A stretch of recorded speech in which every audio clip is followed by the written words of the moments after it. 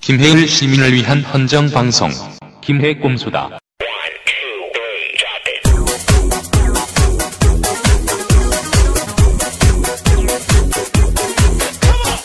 안녕하세요. 김해 꼼수다입니다. 오늘은 6회입니다. 자, 이제부터 다시 시작하겠습니다. 김해 꼼수다입니다. 반갑습니다. 오늘요, 제가, 연지공원에서, 본의 아니게 조금, 얼굴 좀 팔고 왔습니다. 이제, 보신 분들 보셨는지 모르겠는데, 우리 김해 꼼수다가 이제, 오프라인으로 조금 나갔다 온 날이거든요, 오늘. 나가서, 누구 뵈고 왔냐면은, 연지공원에 갔더니, 우리 문재인 후보님하고, 그리고, 우리 김용수 후보님, 민홍초 후보님, 이렇게 이제, 김해를 뜨겁게 달구시는, 그리고 우리, 부산과 경남을 뜨겁게 달구시는 분들을 만나고 왔어요. 만나고 왔는데요. 오늘은 김해 꼼수다 복이 좀 터졌습니다. 지금 현장에, 거기 계셨던 분들 중에 몇 분이 지금 오셨습니다. 오셔가지고, 김해 시민들과 이렇게 나눌 수 있는 소통의 공간을 좀 하나 더 만들었습니다. 누군지 궁금하시죠? 목소리 듣고 한번 판단하시면 좋겠습니다. 오늘은 일꾼입니다. 예, 오늘 특별히, 이제, 총발 안 하고 일꾼은 들어가거든요. 자, 일꾼 1의 목소리 들어보시기 바랍니다. 안녕하세요. 일꾼 1입니다. 김해시 을지역 야권 단일 후보 김경수입니다. 반갑습니다. 저희가 처음에 김해 꼼수다 시작할 때만 하더라도 설마 후보님들이 오실까, 우리끼리 언제까지 이거 하다 말까 뭐 그런 고민을 했었는데 6회 만에 후보님이 오시는 그런 일이 생겼으면 어떡합니까 지금. 벌써 6회나 된 줄 몰랐습니다. 그런 줄 알았으면 좀 더 일찍 오는데. 우리 일꾼 1 옆에 우리 아리따우신 분 오셨습니다. 예, 항상 뒤에서 소리송 없이 많은 분들 만나고 계시고 공개적인 자리에서 인사 잘 안 하시더라고요. 근데 오늘 오셔서 인사를 드립니다. 우리 일꾼 2 예, 소개시켜드릴게요. 예, 안녕하세요. 일꾼 2 김경수 후보의 배우자입니다. 반갑습니다. 오, 예. 성함을 이렇게 얘기하시는 공간은 별로 없죠? 예, 제가 제 이름을 잊은 지 오래라 지금은 저는 배우자로 통합니다. 그럼 엄마. 예.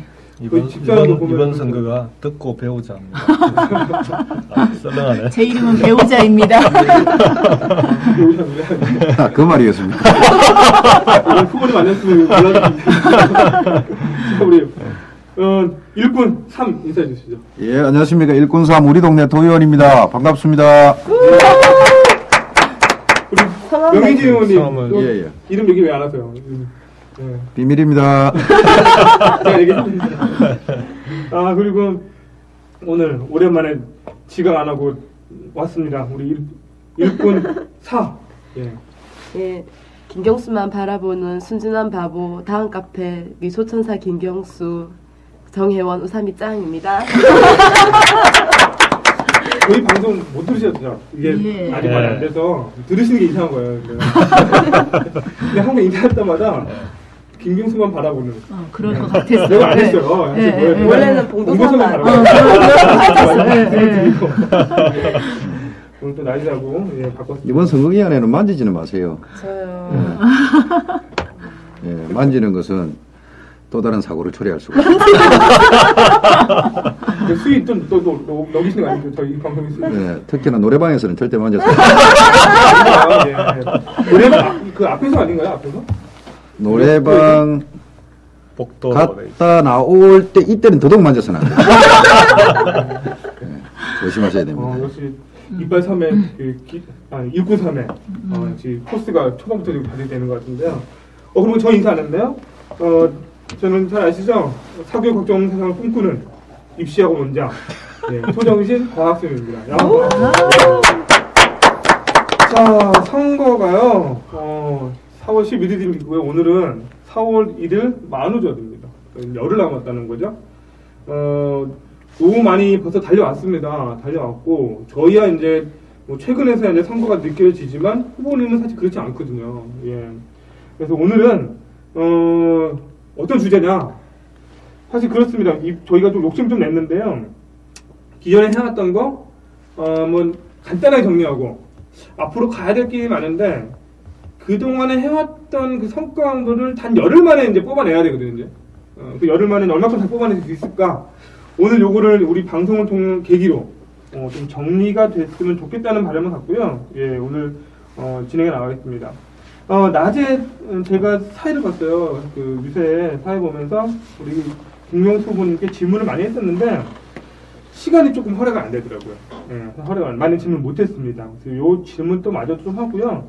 그리고 후보님의 얘기도 듣고 싶지만 동시에 이제 바람을 좀 듣고 싶어요. 우리 김해 시민들께, 우리 김해 시민에게 하겠습니다가 아니고 해 주십시오도 필요하지 않을까요? 예, 이것도 좀 오늘 이 자리에서 같이 했으면 좋겠고요. 자, 시작이니까 우리 먼저 김경수 후보님 그 최근 소식이라면은 조금 그런가요? 우리 어제 토론회가 있었고요. 1차 토론회가 있었고 오늘 1차 토론회 끝나고 다음날 뉴스가 있었고 오늘 일요일 지금 이제 저녁입니다. 예. 우리 김경수 후보님 지금 심정은 좀 어떠신지 얘기 좀 잠깐 듣고 넘어갈게요. 예. 심정이요? 예. 뭐 이 골방에 대한 뭐 평가를 좀 해주세요. 아니 뭐 일단 선거운동 기간 중에 이런 자리가 만들어질 거라고는 저도 사실 꿈에도 생각도 안 했었던 자리인데 저도 이렇게 김해 시민들 뵙게 돼서 반갑습니다. 반갑고 선거운동은 꼬박 3개월 했습니다. 어제까지 3개월 했고 이제 딱 열흘 남았습니다. 근데 어쨌든 이번 선거가 제 개인이 국회의원이 되냐 안 되냐 하는 선거가 아니기 때문에 저로서는 하루하루를 어쨌든 이번 선거에서 김해 시민들의 마음을 모아낼 수 있도록 최선을 다했다고 생각하고요. 남은 열흘 동안 그럼에도 불구하고 3개월 동안 이것만큼은 꼭 했어야 되는데 하는 아쉬운 점들이 실제로 있습니다. 그리고 김해 시민들께 정말 이번만큼은 꼭 이번 선거에서 김해를 좀 지켜달라라고 하는 당부를 꼭 드리고 싶은데 오늘 이런 자리가 마련돼서 저로서는 고맙게 생각합니다. 예, 좀 아세요? 개인 선거가 아니었다. 그렇죠? 개인 선거 아니었으니까 꼭 당선되셔야죠. 예. 그 개인 선거 아니었던 부분에 뭐 1월 1일을 시작하시면서 뭐 다짐으로 이제 우리 김경수 후보님의 관심 있는 분들은 다 아실 거지만 다시 한번 간단하게 왜 개인 선거가 아닐 수밖에 없는지 그 말씀도 좀 해주시죠. 예. 김해가 어떤 곳인지는 뭐 누구보다 더 다들 다 잘 아실 겁니다. 노무현 대통령의 고향입니다. 그리고 김해 시민들은 한나라당의 싹쓸이 선거가 있을 때도 김해시만큼은 지켜냈던 민주주의 보루기도 하고요. 그래서 이 김해시를 노무현 대통령을 억울한 죽음으로 내몬 현 정권과 새누리당에 다시 내주게 되는 건 정말 이건 대통령님께 면목이 없는 일일 뿐만 아니고 김해 시민들께 이건 다시 한번 죄를 짓는 거다. 김해 시민들의 자존심에 또다시 상처를 주는 그런 일은 결코 있어서는 안 되겠다. 그래서 이번 선거는 김경수 개인의 선거가 아니라 김해 시민 모두의 선거입니다. 그리고 노무현 대통령을 사랑하는 모든 사람들이 이번 선거에서는 바로 다 자기들의 선거로 치르고 있습니다. 실제 캠프에서 일을 하시고 계시는 분들도 그런 심정으로 일을 하고 있고요. 그래서 이번 선거만큼은 김해 시민들이 모두가 하나가 돼서 마음을 모아서 치르는 그런 선거가 되고 있다 이렇게 생각을 합니다. 예. 옆에서 이렇게 지켜보셨던 분들이 지금 같이 계시는데요. 우리 그분들의 심령도 조금 더 다른 관점에서 좀 더 있을 것 같아요. 우리 먼저 일꾼 이는 어떠셨어요? 네. 저희는 아시는 분은 아시겠지만 저희가 대학교 3학년, 4학년 때 만났습니다. 그리고 후보님이 4학년. 예, 제가 3학년에 예. 오래된 커플이. 예, 22년 세월이 흘렀던데, 예. 크게 공부를 안 했다는 거죠. 예. 근데, 대학 다니면서 이제 남편이 이제 어떤 모습으로 사는지를 봤었고, 그리고 저희가 결혼할 때 이미 남편이 국회의원 비서 생활을 하고 있었고요. 그래서 그 모시는 의원님들의 생활을 너무 잘 알아서, 그래서 제가 우스갯소리가 아니고 정말 진담으로 남편한테 도대체 그분들은 그걸 왜 하신대요라고 늘 얘기를 했었어요. 그 힘든 일을 왜 하신대요. 그리고 다들 뭐 다른 좋은 뭐 그런 직업들을 가지고 계시면서 굳이 이 길을 선택한 이유를 잘 모르겠다고 얘기를 했었거든요. 근데 남편이 청와대에서 대통령님 모실 때 대통령님이 한두 번 정도 남편에게 출마 얘기를 툭툭 던지셨어요. 그래서 남편이 집에 와가지고 이제 가볍게 그 얘기를 꺼낼 때 제가 대통령님 뻔히 당신 성격 다 아시면서 왜 그런 걸 권유하시냐고 이렇게 얘기를 했었거든요. 근데 지난 재보궐선거 때 저희가 이제 재보궐선거를 앞두고 이제 가까운 선배님들하고 이제 자리를 약간의 대책회의라고 해야 될까? 이제 대책회의라기보다는 그냥 뭐 답답하니까 삥 둘러앉아 얘기하는 그런 자리가 있었는데 그때 이런저런 상황상 이제 저희 남편이 나와줬으면 하는 그런 바람들을 다 가지고 있는데 차마 이제 그 말씀들을 못 하시더라고요. 그래서 어떤 분은 강하게 나가야 된다라고 얘기를 하시고 또 어떤 분은 그게 과연 경수가 행복한 길일까? 이제 이런 말씀들을 하시면서 이제 그러니까 저희 남편이 나가지 않았을 때 뭐 이런저런 상황에 대해서 걱정하는 모습 보면서 제가 그때 그렇게 얘기를 했었어요. 그냥 쓰시라고. 그러니까 저도 그냥 김경수의 배우자로서가 아니고 그러니까 김해 시민으로서 그러니까 김해에서 그러니까 패배하는 그 상황을 제가 견딜 수가 없었어요. 그래서 제가 옆에서 감당할 부분은 감수를 할 테니까 그냥 필요하면 쓰시라고 얘기를 했었거든요. 그래서 그때 이제 이미 결심을 했었고 그때 이런저런 상황에 의해서 접으면서 남편이 다음번 상황은 더욱더 힘들어질 수 있다라는 걸 얘기를 했었고 그리고 올해 다시 이제 뻔히 너무너무 힘들 거란 걸 알면서 이제 다시 나섰고요. 근데 마음은 그래요. 그러니까 저희 남편하고 제가 살아오면서 제가 남편을 그러니까 남편이지만 그러니까 되게 존경하거든요. 그러니까 참 드물게 예, 드물게 남편을 이제 존경하는 그런 마누라인데요. 그러니까 그 이유가 제가 보았던 22년간 바라본 저희 남편은 자기를 위한 선택을 한 적이 한 번도 없어요. 그러니까 늘 상황이 자기를 필요로 한다라면 기꺼이 자기를 던졌고 그래 왔기 때문에 그러니까 저도 그 사람의 아내로 살면서 그러니까 이제는 면역이 생긴 것 같아요. 그러니까 어련히 남편이 뭘 하고 싶어 하는지를 알 것 같고 남편도 이미 마음속에 결심을 한 것 같았고 그래서 지금은 흔쾌히 같이 이 길을 가고 있습니다. 예, 너무 길었네요. 방송이 뭐 무공방송 아니기 때문에. 죄송합니다. 예. 그 상황에 따라서 자신을 던졌다. 예. 바꿔 말하면 예. 상황이 예. 가족보다 우선이었다. 당연하죠. 예, 최우선이었죠. 예. 이 부분에서 어떻게 생각하십니까? 상황이라고도 볼 수 있고 그 당시 시대의 현실 뭐 이런 건데 아까도 그 연지공원 유세 때 잠깐 말씀드렸는데 대통령님 표현 중에 이제 시대는 한 번도 나를 비켜가지 않았다 그 말씀하신 걸 딱 듣는데 이렇게 확 와닿더라고요.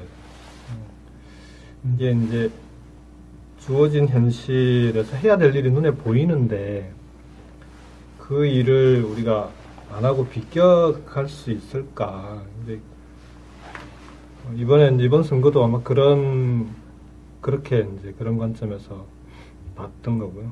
어쨌든 그런 우리가 꼭 풀어야 될 상황, 꼭 풀어야 될 현실이 주어진다면 앞으로도 그건 어떤 상황이 오든지 풀어나가야 될 것 같고요. 그건 가족들이 그 상황에서 많이 힘들었고 지금도 힘들고 앞으로도 힘들 것 같긴 한데 미안하지만 어쩔 수 없는 거 아닙니까? 괜찮습니다. 이제 포기했어요. 아니 제가 이기라서 이거 잘 아는데 말입니다. 이게 뭐 하이타이도 아니고 자꾸 뭐 푼다 이러는데 그건 아니고요. 국회의원이 당선이 되면은 여러 가지 고민들을 해결할 수가 있습니다. 시대가 준 임무도 해결할 수가 있고 그리고 가족의 어려움도 해결해 줄 수 있습니다. 이것이 이제 우리의 이제 목적의식이 되어야 되는 거죠. 저도 결혼할 때 우리 집 사람이 제일 먼저 했던 얘기가 당신 정치하지 마세요. 정치 안 할 거죠. 당당하게 얘기했죠. 절대 정치 안 합니다. 그 사람 할 짓 아닙니다. 라고 하셨다 이거죠. 그래 했죠. 근데 이제 제가 출마를 할 때는 진지하게 물어봤죠, 우리 집 사람한테. 도의원은 출마해야 되겠다. 우리 집 사람은 짧고 명료하게 얘기했습니다. 나가라. 저는 이것이 바로 그 아내자가 가져야 되는 남편에 대한 신뢰와 시대 정신 아니겠는가. 그리고 네. 지금 어떻습니까, 지금? 지금요. 지금도 나가 계십니까? 지금도 나가라 하죠. 집에 들어오지 말고. 근데 같은 뜻입니까? 다른 뜻입니까? 다른 건데 이제 충분히 이해하시리라 생각을 하고. 그래서 그 가족을 위해서 최선을 다하는 길은 결정한 싸움에서 이기는 것이 곧선이다. 특히나 명분 있는 전투, 명분 있는 선거. 우리 이번 김해 의뢰 선거는 그런 명분 있는 선거이기 때문에 또 우리 후보께서는 반드시 이겨야 된다고 생각합니다. 조금만 더요. 왜냐면은 여기서 끝내면 보통 다 똑같잖아요. 근데 이제 아까도 말씀드렸지만 제가 사교육 걱정 세상을 꿈꾸는 사람이기 때문에 그러면서 입시 원장 아닙니까? 예, 감사합니다. 그 질문 하나 더 드릴게요. 아버님의 모습, 네, 대의에 따르신다 이거죠. 자신의 이익보다는 공동의 이익을 선택하셨어요. 어머님께서 옆에서 묵묵하게 그를 이제 지켜와 주셨습니다. 고통을 감내하는 거죠. 저는 그거를 우리 후보님도 아실 거라고 봐요. 후보님을 제가 많이 모르지만, 근데 중요한 건 여기서 아이들의 모습이라는 거죠. 아이들이 지금 몇 학년이죠? 지금 중학교 1학년, 고등학교 1학년이요. 3년 차 어린 아이들이. 예. 그 아이들은 우리 어렸을 때 모르겠습니다. 지금은 어떻게 얘기를 하나요? 아버님, 어머님 이제 모습까지 이제 두 분 다 이제 뺏겼잖아요. 지금. 네, 3개월 동안 어때요, 우리 아이들은? 애들은요. 네.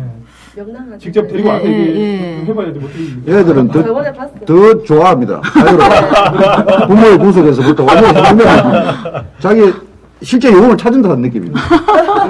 자유를 아이들이 찾았어. 아빠, 예. 엄마에 대한 어떤 그 마음, 예. 지금 그런 거죠. 마음 같은 건 예. 어떨까요?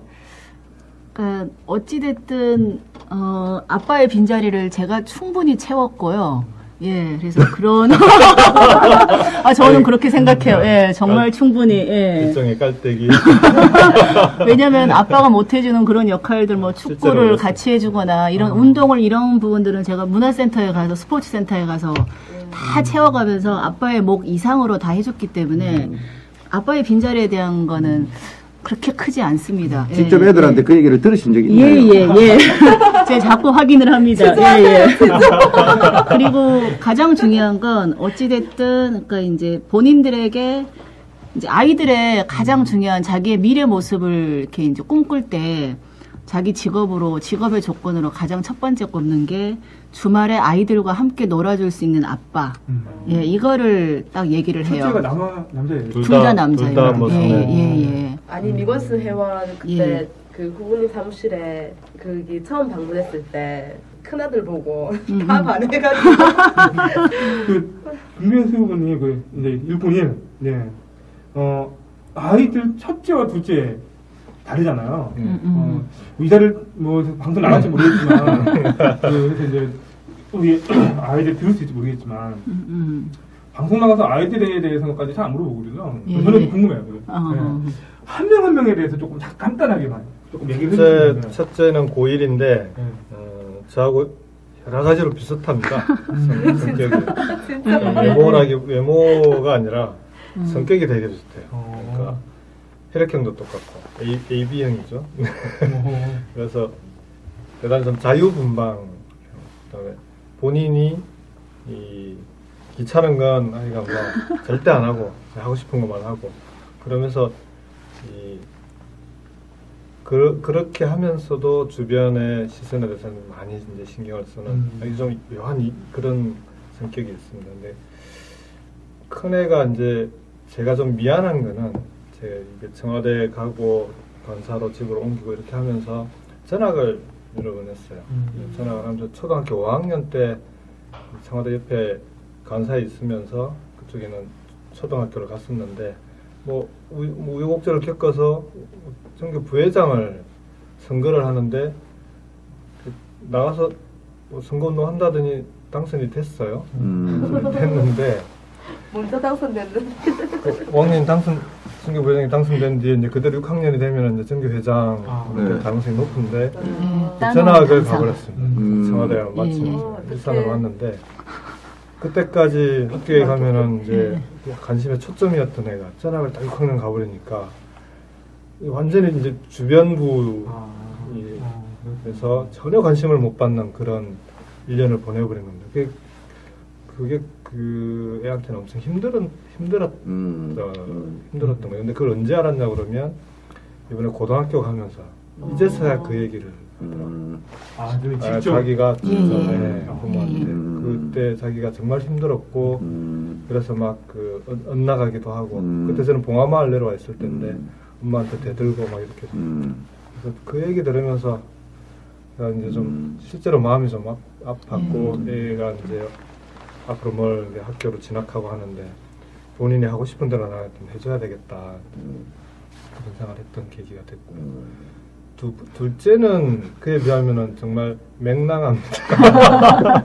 성격 되게 성격이 밝은데. 되게 맹랑쾌하네. 밝고 맹랑쾌하 그래서 자기가 하고 싶은 일은 꼭 챙겨서 스스로 다 찾아 나가는.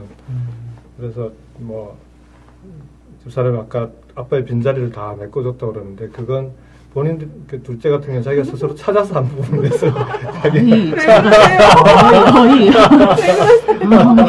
아니요 근데 뭐 찾아서 하겠다고 하는 걸 또 그걸 다 뒷받침을 해준 거죠. 본인 하고 싶다고 한 것들을. 근데 뭐 넉넉하지 않은 환경에도 불구하고 이제 왜 그 무슨 이렇게 학원이나 이런 게 아니고 입시학원 원장님도 계시지만 보면은 동네 이제 문화센터니 이렇게 이제 보낼 수 있는 데를 일일이 다 꼼꼼히 찾아가지고 애가 하고 싶다는 걸 이렇게 차를 태워서 막 다 타면서 다 챙겨서 해줬더라고요. 3개월에 5만 원 이런데. 그러면서 둘째 같은 경우에는 지금도 보면 이제 우리 부부한테는 이제 이 재롱동이 그 다음에 힘들고 피곤할 때 활력소 역할들을 그래서 엄마 아빠 힘내세요 뭐 이런 역할을 둘째가 많이 해줍니다. 첫째는 이제 아버지의 그거를 느끼고 있지 않을까. 둘째는 느낀다기보다는 근데 그거를 조금 벗어나 던지고 놀아주고 그거 같고 첫째는 그걸 느끼니까 나름 거기에 대한 자기 고뇌가 좀 있는 자기 그 부담 나이가 됐네요. 같은 게 있는 거죠. 네. 진짜. 네. 네, 감사합니다. 제가 괜한 질문한 거 아니고 싶었는데 너무 말씀 잘해주셔가지고요. 그럼 다음 또 넘어가세요. 이거 나왔으니까 조금 먼저 얘기하죠. 20, 30대 얘기 좀 먼저 할까요? 분위기 좀 전환 얘기로. 20, 30대 투표율 어떨 것 같아서요, 김혜선님? 좀 예측하기가 좀 어렵죠. 실제로 어려운데 이번 총선 이제 선거운동하는 과정에서 보면 30대, 40대는 관심이 꽤 높다 이런 느낌을 확 받습니다. 근데 문제는 부산 경남 지역은 우리 김해뿐만 아니고 부산 경남 전체적으로 20대 투표율이 어떻게 될까 이건 좀 걱정이 되긴 합니다. 다니면서 인사드리고 명함을 나눠줄 때 보면 30대 이상 돼 보인다는 분들은 바로 관심을 표하거나 아니면 자기 의사를 분명히 밝히는 경우들이 많은데 20대는 힘들어합니다. 그냥 명함 주더라도 네 그러고 그냥 지나가고. 그 20대 애들이 그 마음이 안 좋아진 게 그 약속을 안 지키는 정치권 때문에 그렇습니다. 어떤 약속? 그 학교 댕기고 반값 등록금 해준다 해가지고 씩씩하게 학교 댕겼다 아닙니까? 하면나 반값 해줄까 하면나 반값 해줄까 이렇게 하고 댕겼는데 반값 등록금을 안 해주는 거예요. 그러니까 얼마나 그 정치하는 사람들이 믿겠습니까? 미움도 관심 갖지 않을까? 미움도 관심인데. 할 일이 많은 거죠. 취업해야 되고 여자친구도 만나야 되고 미래도 설계해야 되는데 그러니까 더 이제 신경이 안 써지는 거죠. 하지만 그들은 분명히 판단할 겁니다. 그래서 이제 우리 약속을 지키는 사람들, 진심 있는 사람들을 선택할 수가 있을 겁니다. 그들이 20대 그 대학생들하고 갓 졸업한 친구들 그때 한 20여 명 됐나요? 같이 이제 자원봉사하는 친구가 있어가지고 그 친구가 인제대에 다니는 친구들 또 바깥에 이제 연락이 되는 친구들을 모아서 한 20여 명을 간담회를 한번 한 적이 있는데 좀 얘기를 듣고 싶더라고요. 20대들이 요즘 무슨 고민들 하고 어떤 생각을 하는지 특히 선거와 정치에 대해서도 들어봤는데 본인들이 지금 부담을 느끼고 자기들이 좀 해야 될 압박을 너무 많이 느끼는 겁니다. 지금 당장 졸업하고 나면 취직해야 되고 취직을 위해서 지금부터 해야 될 일들이 많고 그러면서 실제 주변에 돌아가는 상황이나 뭐 사회적인 상황에 대해서는 별로 이런 상황이 바뀔 것 같지 않고 그런 데 대한 본인들의 부담이나 압박 때문에 이 뭐 선거나 정치 얘기 나오면은 귀찮은 거죠. 그러니까 딴 세상 얘기처럼 느끼고 그러더라고요. 그래서 여러분들이 투표하고 참여해서 바꾸지 않으면 이 상황 안 바뀝니다. 라고 얘기를 하는데 그렇게 얘기를 하면 그게 동의하고 수긍들은 하는데 본인들이 그런 생각들을 주변의 친구들하고 이렇게 같이 나누고 그렇게 하기에는 조건 자체가 쉽지 않은 그런 상황이더라고요. 그래서 많이 안타깝기도 하고 그럼에도 불구하고 그 친구들이 사회에서 본인들의 목소리를 내지 않으면 그 상황은 바뀌지 않는다. 그건 뭐 틀림없는 사실인 것 같고요. 그래서 이번 선거에서 20대가 얼마나 투표에 참여하느냐가 아까 이분삼이 얘기한 반값 등록금을 국회의원들이 정말 다음번에 꼭 실현시켜 줄 건지 하는 걸 결정 짓는다 제가 볼 때는 20대가 나와서 투표를 해주면 신경 쓸 수밖에 없습니다. 그렇잖아요. 그 20대들에 대해서 20대에 해당되는 공약을 실제로 실천하고 그렇게 되지 않으면 국회의원들에게는 또 미래가 보장되지 않기 때문에 그래서 그 대단히 중요한 문제입니다. 이렇게도 한번 여쭤볼게요. 제 문제의식을 말씀드려볼게요. 저는 20대 지금, 저는 제 목소리 괜찮습니다. 제 목소리는 어디서나 다 들어가는 20대. 90년대 말에 IMF 오고, 흔히 말하는 사교육 시장이 한번 무너져요. 그러다가 90년대 말, 2000년대 초반에 사교육 시장이 폭발합니다. 그게 어느 시기까지 가냐면 2000년대 중하반까지 사교육 시장이 폭발을 하거든요. 그때 특목고 시장이 이제 늘어나죠. 그리고 대학이 이제 기하급수적으로 증가해요. 다 허가를 해줬기 때문에. 그래서 현재는 등록금이 없으면 대학 못 가고 등록금이 있으면 대학 가는 시대입니다. 왜 이런 말씀 드리냐면 제가 봤을 때는 지금 우리 20대 대학생들은요. 사교육을 받은 세대들이에요. 그러니까 사교육을 받았기 때문에 무슨 말이냐면 고등학교 때 심지어 대학에 와서조차도 자기 인생을 자기 스스로 고민하고 정말 고통스럽게 생각하고 판단을 내려본 경험이 없는 세대라는 거죠. 그러니까 사회를 바라보는 시각이 좁아요. 그래서 이제 대학 들어왔더니 당장 등록금 문제 해결하려니까 방법이 너무 좁죠. 누굴 만나야 될지 모르고 혼자의 몫이에요. 그러니까 다수가 휴학을 하고 남자는 군대 가고 빚더미에 올라서고 그게 반복되는 세대거든요. 근데 그러니까 왜 이런 말씀 좀 드리냐면 이제 우리 후보님께서 이제 국회에 들어가신다면 이 문제가 단순히 20대 투표율이 낮아진 문제가 20대 문제도 아니고 사회 문제라는 건데 그럼 이 사회 문제를 근본적으로 바꿀 건 뭐냐? 저는 과감하게 사교육 시장이 좀 문제다. 사교육 시장을 문제 해결할 수 있는 가장 또 근본은 뭐냐? 그러니까 그것이 공교육이고 뭐 묶어서 그냥 교육이 문제인 거죠. 네. 그러니까 저는 20대를 이해하지 못하면 20대 표를 얻지 못한다라고 생각을 해요. 요즘은 뭐냐면 우리 후보님께서 김해에 있는 지금 유권자 20대의 마음을 얻기 위해서 어떤 고민을 지금 하고 계신지 좀 얘기 듣고 싶어요.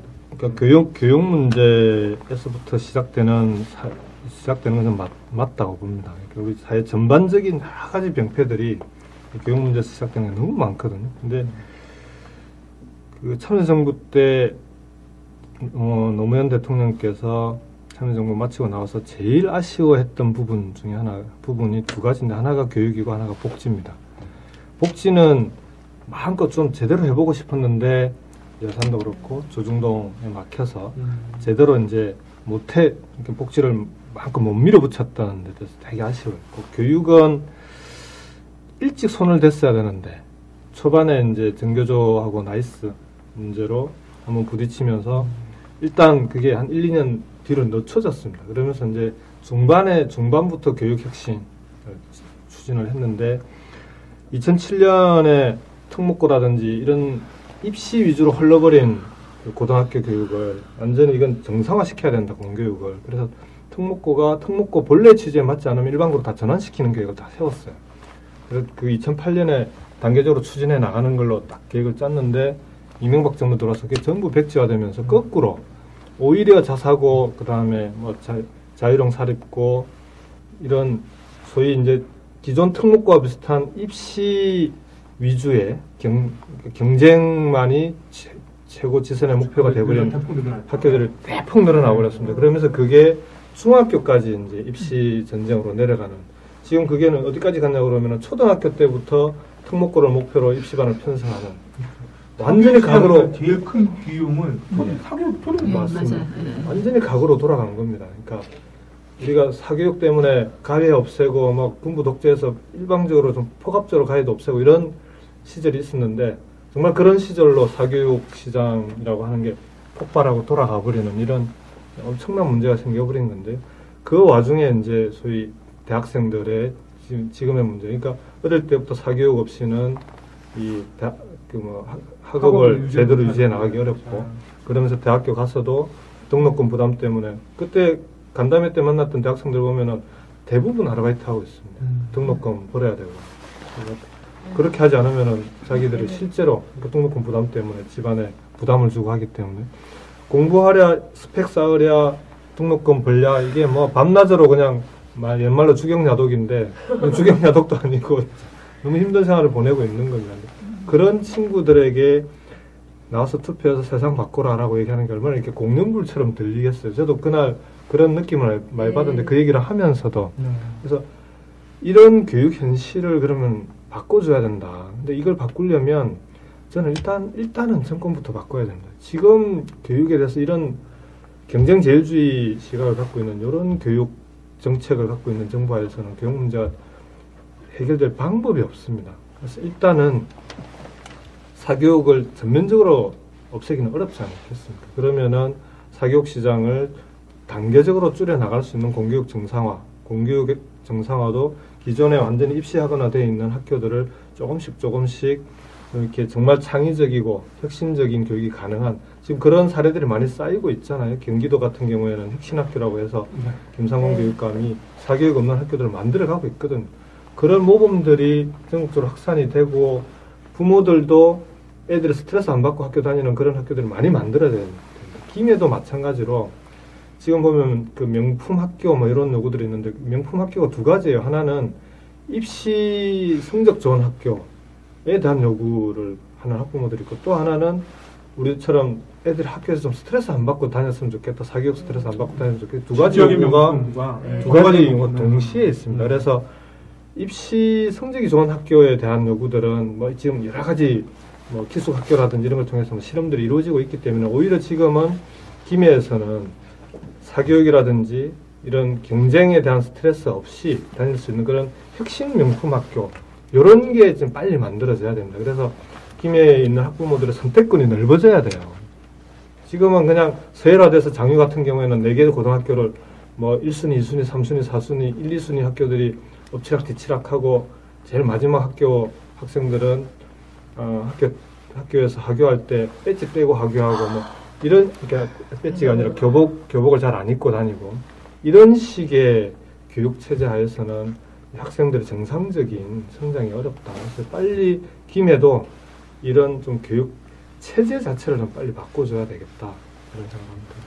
그러니까 저는 사실 이제 김해 후보님들의 교육 문제에 대한 그 내용 정보를 이제 지금 이제 들을 수 있는 기회라서 그전까지 공약대가 못 보잖아요. 그래서 궁금했었는데 말씀 감사하고요. 근데 이제 조금 더 구체적으로 들어가서 어쨌든 20대 투표를 높여야 되는 거 맞잖아요. 맞습니다. 현실 그렇지만 당장 이제 선거니까요.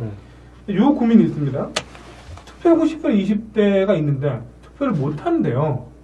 왜 못 하냐니까 그 투표 당일날 아무리 공휴일로 지정을 한들 나는 돈 벌어야 된다는 거예요. 아르바이트를 해야 된다. 네, 나는 돈 벌어야 돼서 도저히 못 빠져나온다. 이거 내가 아마 투표한다고 빠져나오면 아마 잘릴 거다. 그러니까 어떻게 틈을 내고 싶은데 내 리듬 자체는 어렵다.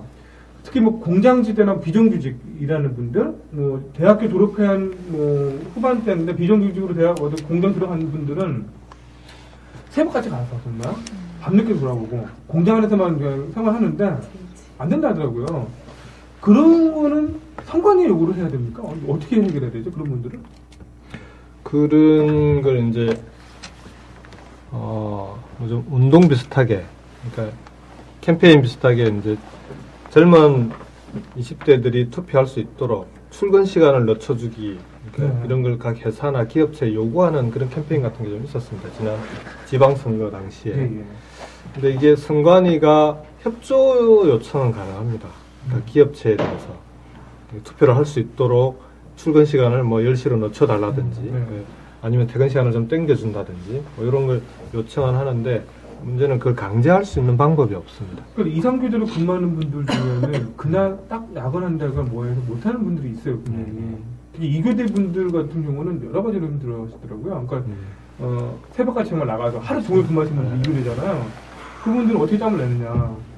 그런 거에 대한 법적인 부담은 안 되는 거네요. 이게. 현재로서는 강제할 수 있는 방법이 없는 걸로 알고 있고요. 근데 그러니까 법적으로 투표율을 높이는 방법, 그 다음에 20대뿐만 아니라 전체적으로 투표나 선거라고 하는 게 현대 민주주의 국가에서 대단히 이제 중요한 국가를 유지하는 체계 중에 하나인데 그 투표율이 낮다고 하는 게 실제로 그럼 국민들이 이 자신들의 삶과 관련돼 있는 문제들을 해결해 나가는 게 정치인데 그런 정치에 대해서 아무런 영향을 미치지 않으면서 그냥 일부 50% 미만의 과반이 되지 않는 사람들의 투표를 가지고 자기들의 운명을 결정한다는 점에서는 이게 계속 이렇게 하는 건 좀 문제거든요. 민주주의 위기라고도 얘기를 하는데 이걸 높일 수 있는 방법을 제도적으로 어떻게 할 거냐. 이건 19대 국회에서 한번 풀어야 되는 문제입니다. 그러니까 뭐 일부 나라에서는 아예 법적으로 강제하기도 합니다. 투표를 안 하면은 벌금을 내게 한다든지 투표 의무화라든지 이런 것도 있는데 여기에 대한 반대도 있긴 합니다만 뭐 어떤 방법이든 찾아야 될 것 같아요. 우리나라 좀 아이러니한 게 제 판단이지만 나라에서 정치를 정말 잘하면 다음 선거 투표를 약해지고 나라에서 정치를 정말 못하고 이게 세상 사는 게 힘들어지면은 투표를 올라갔다는 거죠. 최근에 이게. 그러면 후보님 생각하시기에 올해 이번 투표율은 어떻습니까? 투표율 맞추기도 위원님도 추가하신 후보님. 이번엔 저는 투표율이 높아지기를 기대합니다. 얼마 정도 예상하시는데요? 네. 뭐 예상을 얼마로 하느냐가 아니라 70% 이상 돼야 돼요. 누구 그 삭발도 하기로 했잖아. 네, 저기 특히 김해을만큼은 김해 시민들이 이번에 선거에 대한 관심이나 이번 선거가 얼마나 중요한가를 지금 뭐 열심히 설득해 나가는 과정이 있고 그 다음에 또 주변에서 많은 분들이 그런 관심을 보이고 이번만큼은 꼭 바꿉시다. 이번만큼은 꼭 지킵시다. 이런 말씀들을 많이 하고 열심히 노력하고 있기 때문에 그런 노력들이 모여서 투표율로도 충분히 반영이 될 거다 이렇게 생각합니다. 그다음 그 낙제가 60이잖아요. 최소한 낙제점 이상은 돼야 되지 않겠습니까? 최소한 뭐 과반수 이상 될 거 아니에요. 지금 방송 조금 지났는데 우리 일꾼 3께서 갑자기 급한 일이 생겨가지고요. 아시다시피 지금 선본에서 활동하고 계신 분이기 때문에 좀 여유롭지가 못합니다. 그래서 지금 급하게 자리를 좀 트셨고요. 네, 후보보다 더 바빠요. 예. 우리 일꾼 3 잠깐 나가 있었는데 원래 터줏대감입니다. 우리 촌빨 1. 예, 일꾼 3 오늘은 일꾼 3이거든요. 인사 한번 좀 예, 반갑습니다. 진보를 사랑하는 김진보입니다.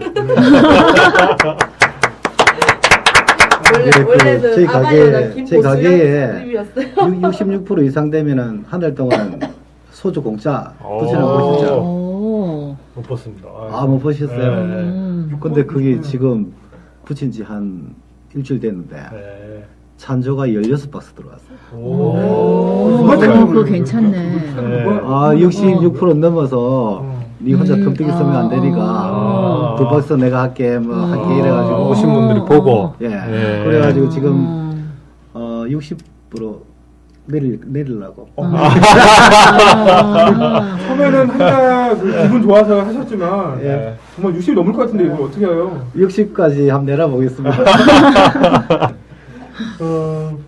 예, 그래서 20대 어쨌든 그게 투표율, 관심, 김해가 어쨌거나 20, 30, 40대까지 그 인구 구성 비율이 투표 유권자 비율 보니까 70이 넘는다는 수치는 아마 거의 없지 않나요? 이 정도까지 올라가는 지역은? 아주 젊은 도시입니다. 예, 정말 젊은 도시고, 그러니까 보통 그랬어요. 김해 정세가 포박이 정서? 그게 이제 있다. 뭐 특정의 어떤 몰아간다는 분위기 있었는데 김해는 그런 거에 대한 고민보다는 정말 제대로 된 정치, 정책의 정치 이거 판단받을 수 있는 기회가 좀 온 것 같다는 생각이 들고요. 오늘 그 유세 잠깐 얘기 좀 하고 할까요? 유세의 제목이 소통이었습니다. 우리 제가 알기로는 그 김경수 후보님 본인 스스로가 기존의 유세 방식을 조금 거부하셨다는 소문을 들었어요. 이게 맞는지 조금 얘기 좀. 벌써 소문 났어요. 선거운동 이제 기획하면서 선거운동 기간에 유세를 어떻게 할까 1차 선거운동 전에 논의가 있었는데 기존 유세 하지 맙시다라고 이제 제가 의견을 냈습니다. 근데 뭐 선거 캠프가 후보가 의견 낸다고 해서 그대로 다 후보 얘기가 무조건 다 되는 건 아니거든요. 이제 캠프에서 논의를 거쳐서 그래도 첫날은 출정식을 같이 해야 되지 않겠냐 모여서 그 다음에 그 첫 일정을 대통령님에게 가서 후보가 참배를 하고 마치고 그날이 또 진영업 장날이었습니다. 그래서 진영업 내 그 시장 바로 입구 앞에서 출정식을 하는 걸로 기획을 했더라고요. 출정식의 내용은 기존의 유세 방식 그리고 시도위원들 나와서 쭉 돌아가면서 연설하시고 제가 마지막에 이제 후보가 연설하고 근데 그렇게 연설을 하면 유세 차량 놓고 목소리 톤이 안 올라갈 수가 없습니다. 그런데 막 이 연설이라고 하는 게 오기에서 그렇게 연설하게 되면 막 고함을 지르지 않을 수가 없는데 그때 한 여섯 명 정도 저까지 포함해서 6분 정도가 연설을 했는데 제가 이제 선거를 출마하지 않았을 때 일반 시민의 입장, 유권자의 입장에서 봤을 때 저거 좀 안 했으면 좋겠다는 맞아요. 그 모습이 그대로 연출이 되는 거예요. 그래서 기다리고 있는데 제 순서를 기다리고 있는 동안에 이거 참 우리가 또 정치를 바꾸자고 하면서 똑같은 행태를 내가 반복하고 있구나 하면서 저 개인적으로 좀 이 부분에 대해서 좀 강하게 문제제기를 했었어야 되는 거 아니냐 뭐 이런 자책도 들고 근데 어쨌든 그날 유세를 마치고 돌아오면서 선거 캠프에 돌아와서 캠프에 강하게 문제제기를 했어요. 이건 아니다. 이렇게 가는 거는 우리 슬로건에도 맞지 않고 정치를 바꾸자 기회를 바꾸자고 해놓고 옛날과 똑같은 정치하는 게 이게 어떻게 시민들에 대해서 이건 그 약속 위반 아니냐. 그래서 그런 방식으로는 절대는 안 하겠다라고 이제 선언을 했습니다. 그래서 이제 캠프에서 고민을 이제 그런 유세를 하루에 한 번씩 하는 걸로 처음에 기획을 했다가 아예 다 없애고 그러고 한 며칠 지나서 이제 오늘 유세가 만들어진 겁니다. 그러니까 공감 토크라고 돼 있고 그런 좀 사람이 많이 꼭 많아야 되는 것도 아니고 몇 분이 계시더라도 서로 이제 주고받고 하는 그런 좀 정말 소통할 수 있는 시민들의 생각을 들을 수도 있고 제 생각을 말씀드릴 수도 있는 그런 자리가 좀 꼭 필요하고 그런 식의 선거운동이 꼭 돼야 되는 거 아니냐 그렇게 생각합니다. 예, 오늘은 뭐 사례가 있었지만 후보자는 혼자서 그렇게 하실 의향은 없으신가요? 뭐 혼자서 해야 되면 혼자서도 해야 되겠지만 방식이 있다면 안 해도 좋겠다. 근데 혼자서 이게 뭐 질문 주세요 이게 참 잘 쉽지 않더라고요. 그래서 이제 뭐 혼자 하냐 여러 명 하냐 이거는 기술적인 문제인 것 같고요. 네. 오히려 시민들과 어떻게 하면 잘 소통할 수 있는 방식으로 하느냐 이게 더 중요한 것 같습니다. 오늘도 제가 이제 또 들어봤는데 그 선거법 상에 조금 이제 논란거리가 좀 있어서 이제 못했던 게 있었어요. 그 뭐냐니까 판넬 같은 걸 만들어서 시민들한테 의견을 들어서 판넬 붙이는 거 포스트잇에. 근데 그 방식이 이제 조금 안 된다라는 해석이 나왔는데. 근데 그건 이상한데요. 작년 12.6 선거 때 박원순 시장 후보 그 경청 유세라는 걸 합니다. 그래서 똑같은 방식인데 그래서 그 옆에 판넬 만들고 포스트잇에 질문을 받아서 붙여놓고 그때서 현장에서 물어보고 사회자가 그런 유세를 진행을 했습니다. 실제로. 그 방법이 괜찮다면은 원하시는 방법 아닐까? 네, 뭐 그런 게 낫죠. 시민들이 아무래도 직접 마이크를 들고 묻기가 쉽지 않더라고요. 보니까 오히려 근데 이제 짧게라도 질문을 적어내면 그런 건 좀 편하게 하시더라고요. 그러니까 가라문화될 때 그런 방식으로. 선관위에 그런 뭐 유권에 있을 때는 그건 12.6 때 진행됐던 방식으로 지금 와서 막는 거니까 그건 좀 다시 한번 확인할 필요가 있겠네요. 예, 알겠습니다. 소통과 연관돼서 우리 김경수 후보님께서 생각하시는 운동 방식이 다르시기 때문에 10일 남은 기간 동안 얼마나 많은 분들이 이제 담아내는가가 관건이가 생각되고, 많지 않더라도 한 분 한 분이 그렇게 해주신다면은 이제 김경수 후보님께서 이제 후보자 시절 않을 때 일반 유권자로서 그런 느낌을 좀 안 가질 수 있으니까 좀 기대가 되네요. 저는 좀 전에 그 왔다 간 명인진 의원이 다시 안 왔으면 좋겠습니다. 중간에 나가고 네. 30분 있다가 나가고 그 양반을 이래 토크할 때 좀 같이 다니면 참 좋겠다 생각을 해봤습니다. 예, 맞아요. 아주 재간꾼이고요. 예. 다재다능한. 그 우리 방송에는 안 왔으면 좋겠어요. 걱정되시죠? 제 자리가 좀 자리가 불안해지고 있어. 그래서 그 김해 꼼수다 말고요. 나중에 봉도사 나오면 나는 꼼수다에 아니 출연하시고 그 여러 가지 아니 김해 꼽사리다도 많고 김해 뭐 김해 꼼수다가 좀 뜨면 명틀남 해도 되고 명틀남. 좋습니다. 여기서 녹음하시면 됩니다. 간단한 질문을 좀 드릴게요. 이제 연애 시절, 아까 거기 지금 묻혔던 부분인데 누가 먼저 프로포즈했어? 오래 걸릴 것 같은데요? 저희 연애 시절이 없습니다. 바로 단연코 없습니다. 무슨 뜻이죠 이게? 무슨 뜻이죠? 만나자마자 아니 80년대 운동하신 분들 중에 예. 그 수배 중에 이래 데이트하시고 예, 게 있어요. 그렇죠. 예, 아니요, 그건 수배 아니고요. 중이셨어요. 그러니까 뭐 제가 이제 4학년 때 청학생회 학술부장을 했습니다. 예. 어울리지 않습니까? 딱이에요, 딱. 네, 학술부장이 이제 공부하는 건 아니고요. 그 이제 각 과마다 있는 학습 서클들 있잖아요. 공부하는 몇 학번이시죠? 저는 86학번입니다. 86학번이면은 그 4학년 때면은 89년도. 네, 89년도 네. 통일운동 시기. 그래서 이제 그런 학회라고 우리는 불렀는데 네. 그 학회 조직을 관리하는 역할을 하나 하고 두 번째는 북한 바로알기 자료집 네. 그런 이제 자료집이라든지 이런 걸 이제 학회에서 공부할 수 있는 자료들 만들어서 제공하고 이런 역할을 하는데 그 자료집 만들고 할 때 북한 바로알기 자료집을 만들 때 그 아내가 이제 당시에 3학년으로 본부 동아리에 네. 그 북한 관련된 통일문제연구회라는 그 동아리 활동을 하고 있었어요. 근데 그 동아리하고 우리 학술부하고 자료집을 같이 만든 겁니다. 같이 만들자고 하고 사람을 좀 보내달라고 했더니 그때 온 사람이 제 아내였어요.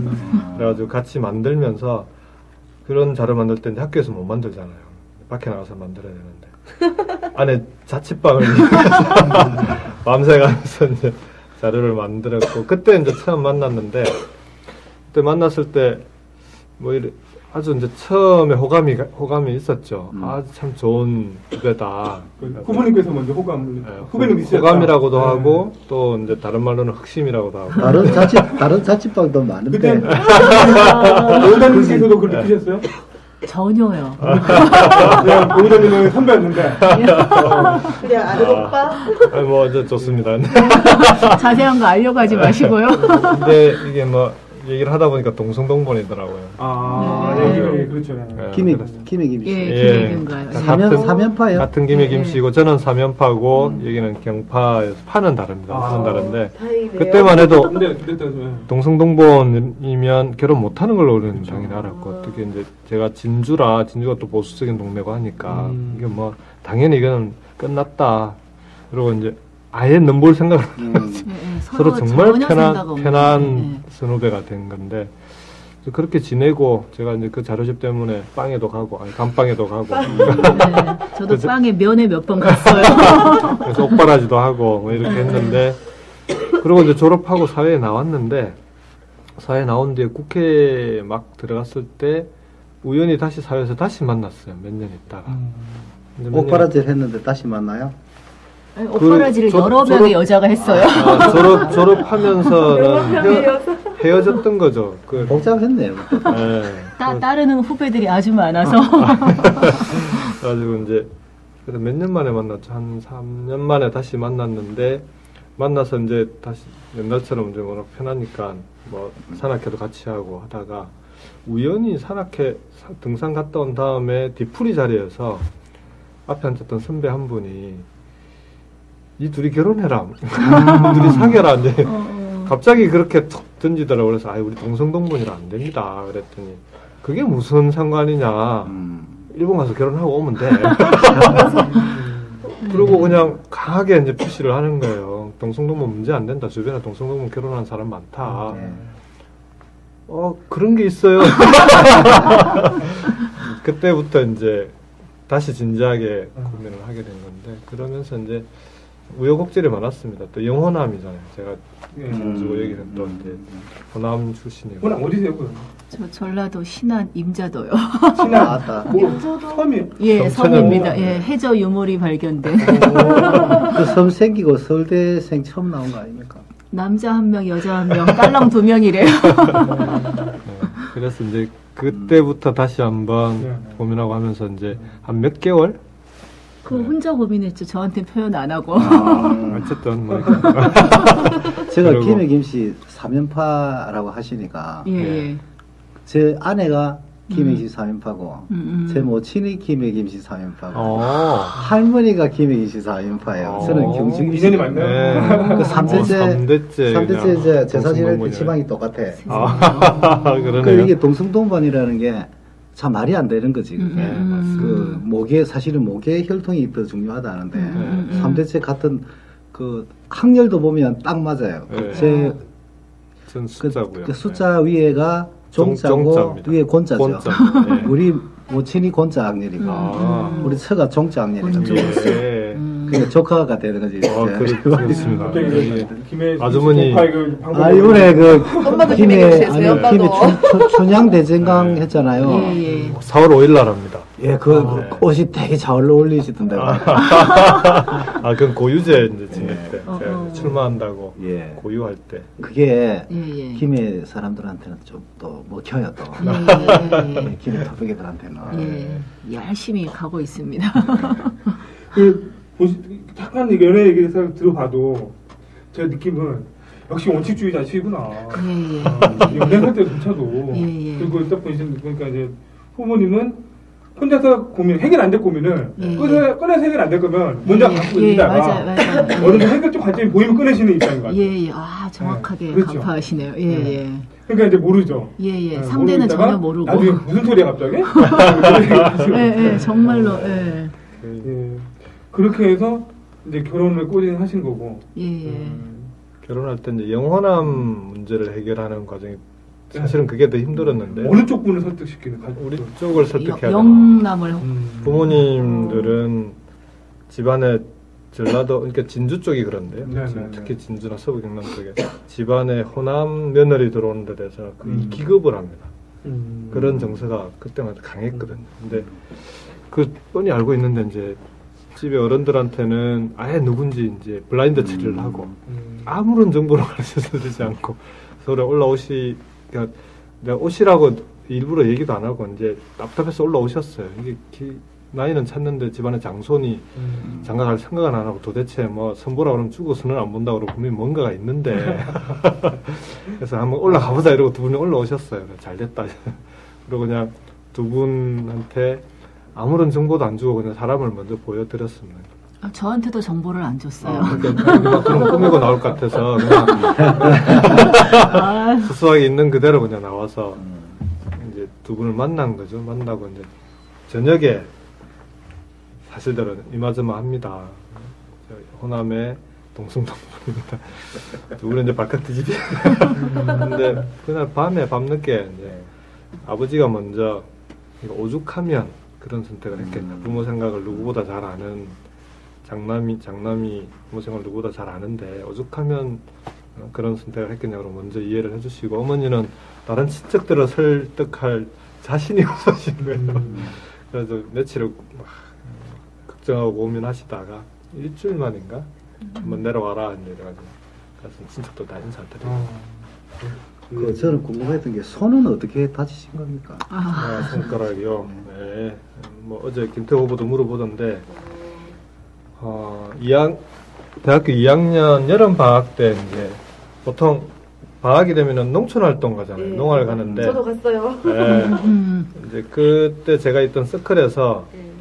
이번에는 그때 87년이었고 노동자 대투쟁 네. 뭐 이런 시기라 네. 농활을 가지 말고 공장에 들어가서 공장 활동을 하자 이렇게 이제 결정이 돼가지고 선배들하고 우리 이제 동료들하고 같이 수원의 와우 공단이라고 있습니다. 그 공단에 취업을 한 거죠. 다. 위장치요. 일종의 뭐 그런 거죠. 이게 방학 때만 해서 당시 가는 유행한 겁니까? 게. 그러니까 이제 학기 중에는 어려우니까 방학을 이용해서 그때만 이제 취업을 하고 그때만 아니면 계속 취업이에요? 아니요, 방학 그때만 동안 방학 취업을 취업을. 하고. 그러니까 농촌 활동하듯이 예, 예. 일정 기간만 공장에서 일을 하고 이제 그러고 돌아와서 이제 실제로 노동자의 삶을 한번 노동자를 어떻게 사는지 지켜보고 직접 경험해보자 이런 거거든요. 근데 취업했다가 제가 취업한 공장이 자동차 부품 공장입니다. 네. 가지고 부품 중에 이렇게 구멍을 이제 새 막대 구멍을 뚫은 구멍을 다시 새 구슬을 올려서 그걸 이제 말끔하게 깨끗하게 청소하는 그런 기기가 있어요. 프레스네. 그래서 일종의 이제 보링이라고 그러더라고요. 이렇게 이제 드릴처럼 밑으로 내려왔다 올라왔다 이렇게 하는. 그게 기계가 수동이에요. 그러니까 발을 누르면 내려오고 그러면은 빼내고 오른손으로 다시 올리고 새 구슬 올리고 거꾸로구나 이렇게 올리고 오른손으로 빼내고 이렇게 하는데 이제 한 며칠 하는데 아무 생각 없이 이제 기계적으로 하게 됩니다. 그러다 딴 생각을 하면은 꼭 사고가 난다고 그러더라고요. 그래서 그날 밤에 이게 그게 이제 우리가 아침에 나올 때 오늘은 꼭 그 현장에 있는 노동자는 술을 먹고 오자 이렇게 결의를 하고 나와서 이제 사람을 사귀고 오자 그래서 이 안에 있는 사람들이 누구랑 술을 누구를 꼬실까? 이런 고민을 하면서 이제 막 작업을 하는데 딴 생각하니까 요 발하고 이게 안 맞았던 거예요. 손이 올라가 있는데 발을 눌러버리니까 요즘은 기계들이 이런 게 사람 손이 들어가 있으면 저절로 멈추고 하는 게 자동으로 되는데 그때는 그런 게 없어가지고 이제 금지가 찍혀서 이제 바로 병원에 실려갔는데 의사가 보더니만 자릅시다 그러더라고요. 이게 워낙 심하게 다쳐가지고 두 번째 관절을 금지인데 왼손 금지인데. 그러니까 다 약간 네, 찌그러지는. 그 차라리 자르는 게 낫다는 거죠. 그때 여름이고 하니까 붙여도 아마 다시 살아나기 어렵다고 그러더라고요. 그래서 그래도 이게 순간 부모님이 주신 그렇지. 한번 붙여보죠. 그래서 에이 그 의사는 또 어차피 또 자를 건데 이러면서 산재 전문 병원이라 아주 그냥 쉽게 생각해 버리더라고요. 근데 이제 깊고 해서 붙였는데 다행히 이제 약간 붙어 있는 살로 이제 피가 공급이 돼가지고 이게 이제 고정만 이렇게 동그랗게 고정된 채로 펴지지는 않고. 예, 항상 고정되어 있습니다. 이렇게. 저는 기타를 그러니까 치는데 피시면은 안 되죠. 안 되겠네. 기타는 못 치겠네. 그 전에 기타를 쳤었는데요. 손 다치고 나서 이제 코드를 못 잡아서 하이 코드가 안 돼서 기타를 이제 그 뒤로 못 쳤죠. 저는 이제 제가 아들을 낳았는데 서울대를 보냈잖아요. 예. 공장에 가가지고 손 다치가 예. 진짜 그거 진짜 받아들이기 힘들고. 바로 휴학을 시키시더라고요. 군대 나가라고. 차라리 군대가 낫지. 안 되겠다. 학교에 놔두면 너 정말 인생 망가지겠다. 그래가지고 이게 몇 학년짜리예요? 이게 2학년 여름 방학 때니까 2학년. 그래서 2학년 2학기 휴학을 했습니다. 사실 휴학해서 이제 신금 받으러 갔는데 신금을 받았더니 요 왼손 금지 때문에 훈련을 못 받는 거예요. 뭐 총 쏘고 이런 문제가 아니고 이게 주먹 쥐고 뭐 이런 게 안 되니까 그것 때문에 그러니까 저는 면제가 나올 건 꿈에도 생각 안 했습니다. 방위 정도는 받겠지. 그랬는데. 방아쇠는 오른손으로 쏘니까 안 되겠나 뭐 생각할 수도 아무 있지. 생각 없. 저는 근데 당연히 진주가 방위가 많이 나오니까 공군부대가 있고 했는데 방위 정도 나오겠지 했는데 판정이 나왔는데 면제 판정이 나오더라고요. 저도 좀 의외였습니다. 그래가지고. 그러니까 그 지금 시대 세대 전문분들은 요걸 좀 오해를 좀 하세요. 그러니까 왜냐면은 당시 그러니까 지금 후보님께서는 60년대 말 학번을 태생이 67년생. 60년대 후반에서 80년 초까지 우리나라가 이제 흔히 말하면 그 아이 마이너스 운동 그것 때문에 그 세대별 인구가 많거든요. 그러니까 남자는 웬만하면은 군대 가기 힘든 거예요. 라는 분위기예요. 거기 때는. 그러니까 그때는 현역으로 가는 게 더 이상할 정도로 그러니까 뭐 방위로 빠이거나 뭐 하는 게 많았던 세대거든요. 그러니까 지금은 그 거꾸로 웬만하면 이제 보내려고 하는 분위기지만 당신은 웬만하면 다 안 보내도 되는 인원이 많아서. 그렇죠. 이랬다는 거예요. 있었지만 오늘 제가 직접 오늘 뵙고 얘기 나누니까 87년 여름의 상황을 좀 알아야 되는 게 6월 10일 때 87년 6월 10일이잖아요. 제가 87년 1월 군번이거든요. 그 제가 8호 학번에 그 재수하셨죠. 예. 저하고 이제 그러니까 학교를 한 일찍 들어가시고 고등학교까지는 같이 다녔겠네. 저는 지금 엄마 아니지 27년이라 하잖아. 제가 말띠들하고 같이 다녔어요. 같이 다녔다 하더라고. 근데 그때는 휴가 나오면 예. 군복 벗어놓고 예. 옷 갈아입고 맞습니다. 던지러 가고 그랬습니다. 그러다가 7월부터는 6월 학년 끝나고 7월부터는 이제 노동자 대투쟁이라고 해가지고 하여간 뭐 큰 사업장에서 엄청나게 파업도 하고 싸움이 많이 벌어졌었죠. 그때는 그냥 방학 때 있는다는 게 좀 죄스러운 시기였지. 1부는 여기까지입니다. 2부도 계속 들어주세요. On the uprise. So frustrated.